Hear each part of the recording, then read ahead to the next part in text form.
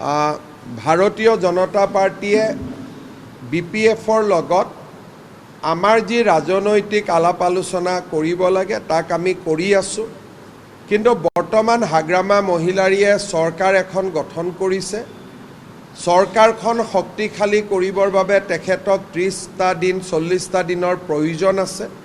তেখেতসকলে ইতিমধ্যে তেখেতসকলৰ মনৰ ভাৱ প্ৰকাশ কৰিছে যে NDAত আমি আহিব বিচাৰোঁ, কিন্তু UPPL থাকিব নালাগে।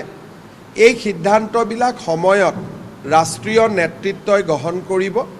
বৰ্তমান আমি BPF চৰকাৰখন যাতে সফল হয়, হাগ্ৰামা মহিলাৰী যাতে সফল হয়, তাৰ বাবে আমি তেখেতক ভাৰতীয় জনতা পাৰ্টি আৰু অসম চৰকাৰ দুয়োটাই তেখেতক আমি সহযোগিতা আগবঢ়াই যাম।